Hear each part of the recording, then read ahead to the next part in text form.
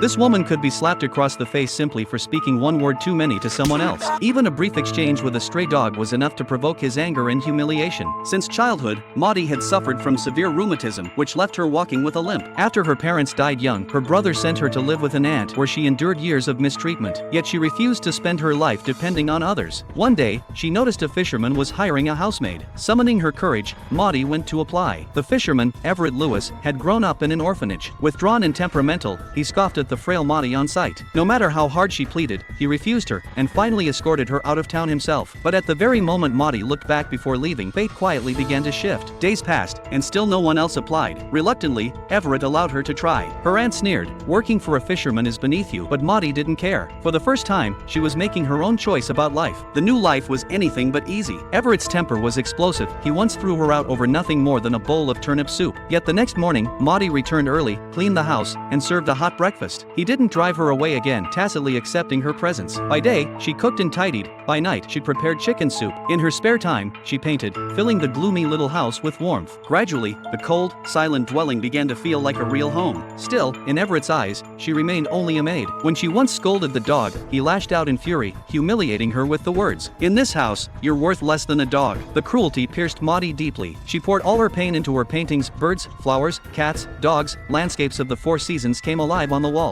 The turning point arrived with an unexpected visitor. One day, a stylishly dressed woman came to collect a debt, but instead was captivated by the paintings on the wall. She was Sandra, the person who would change Maudie's life. Sandra bought her artwork and encouraged her to keep painting. Overwhelmed, Maudie nearly burst into tears. What moved her even more was Everett's reaction. He didn't object. He nodded in approval. For the first time, she felt the comfort of genuine support. With Sandra's help, more and more people began to see Maudie's work. Though Everett grumbled, "Don't make a mess of the house," in secret he cleaned for her and shielded her from ridicule. Slowly, their bond evolved from servant and master into true companionship. Maudie eventually found the courage to share her secret. She had once given birth to a child who was born deformed and died soon after. Longing for a complete family, she told Everett she wanted to marry him. He brushed it off, muttering, "Weddings are too expensive." But the very next day, he put on a suit and took her to the church. That night, they danced together in the attic. Maudie stepped barefoot onto his shoes, laughing like a child. Married life remained humble. Everett went out to sea, while Maudie stayed home painting. With Sandra's promotion, her works appeared in newspapers. Even the president lined up to buy them. Her fame grew rapidly, while Everett grew increasingly anxious. The townspeople mocked him, saying he wasn't worthy of her. His pride crumbled under the weight. The breaking point came with her aunt's revelation. Maudie's child hadn't died but had been sold to another family. Devastated, she wept and demanded answers. Everett, convinced she would one day leave him, refused to listen. Their quarrel tore them apart, their love sinking into despair. It was only through separation that they realized how inseparable they truly were. Looking at the painting of their wedding, Everett finally laid down his stubbornness and went after her. On a bench, he asked for the first time what he had long feared. "Will you ever leave me?" Maudie, eyes brimming with tears, shook her head with a gentle smile. "No, because everything I want is only when I'm with you."